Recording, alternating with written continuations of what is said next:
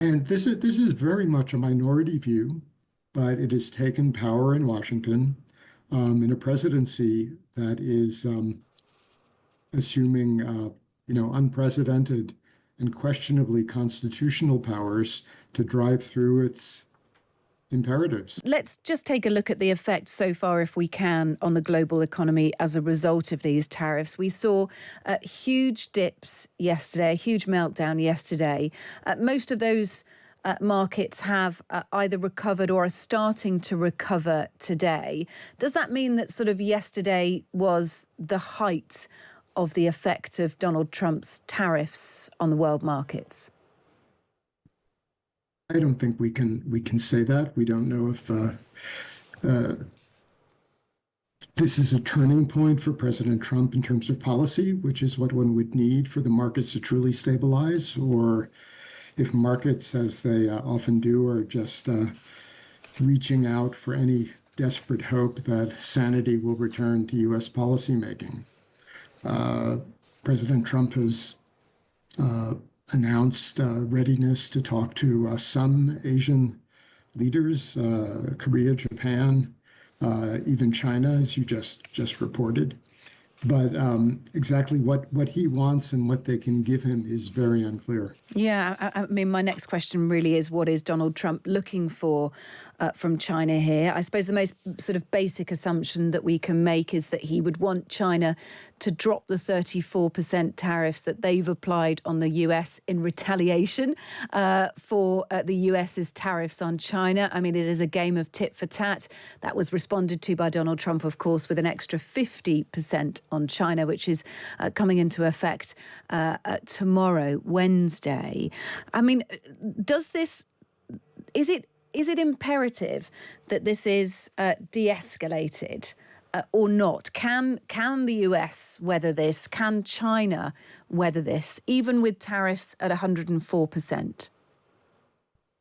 The problem for the global economy more broadly beyond China is simply that this has introduced a huge amount of uncertainty into the calculations of businesses around the world who need to invest over a long time horizon. And we focus a lot on the drama of China versus the US. I don't expect China to back down anytime soon. But much else is going on beyond that, and there's substantial trade between Europe and the U.S. and in other areas that is affected by all of this chaos. So, I think the business community is having trouble trying to figure out what the end game is here. I mean, even if China removes its tit and the U.S. removes its tat, you're still back at an initial position that President Trump found unacceptable.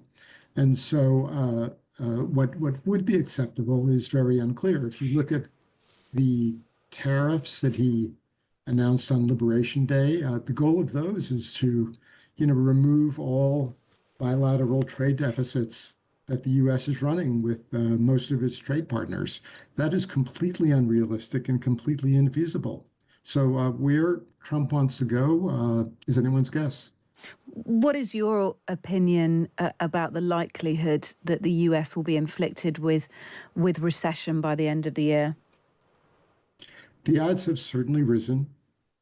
Even before the so-called Liberation Day announcement, the so-called reciprocal tariffs, we had seen consumer confidence and business confidence falling, which are worrying signs. We had seen the stock market declining, which is a worrisome sign.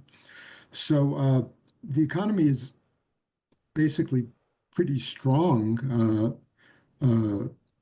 leaving aside these recent policies. President Trump inherited a quite strong economy from President Biden, even though he denies that. But now with all of this unprecedented uncertainty, all bets are off. And remember, this is uncertainty not only about trade policy. This is part of a broader initiative to reconfigure the global trade system, to reconfigure U.S. security arrangements and alliances.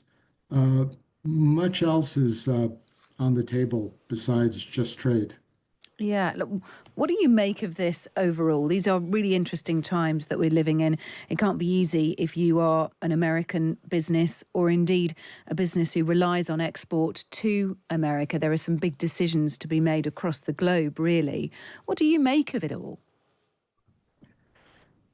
Well, I think one needs to look at the broad scope of history. For 8 decades since World War II, the U.S. position in the world economy was of a provider of public goods. Now, the U.S. did not do this out of pure altruism. It benefited from a stronger, more peaceful, more democratic global economy.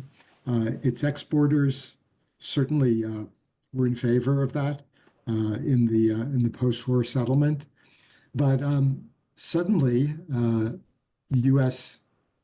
policymaking has been taken over by a group that shares a rather extreme perspective of U.S. victimization. The U.S., in that view, has provided these public goods with very little provided in exchange. It's time to redress the balance. It's time for foreigners to pay. U.S. deficits are, in their worldview, an indication of the U.S. losing from trade. And this is very much a minority view, but it has taken power in Washington in a presidency that is assuming unprecedented and questionably constitutional powers to drive through its imperatives. And I think if you look at this, it has people, even in the business community, very worried. Can I ask you a really brief one, because I am running very, very low on time, but I'm interested in how much China holds in US government bonds, almost 600 billion pounds worth I've got here is the figure. It could be a little less than that. But if Trump goes ahead with these increased tariffs, is there a chance that President Xi could retaliate by dumping all of those US government bonds, which would devalue them, then make borrowing costs, of course, soar for the US Treasury? Could we see something like that? That would involve pretty steep losses for China. China has been diversifying away from those dollar holdings, but I don't see that sort of financial weapon as the one that China is most likely to use. I think they have trade measures that could adversely affect key Trump constituencies. I think some export controls of critical minerals could be more impactful than selling a lot of treasuries. Interesting. Look, thank you for being with us. Really appreciate your counsel on this one. Former chief economist of the IMF, Maurice Obstfeld.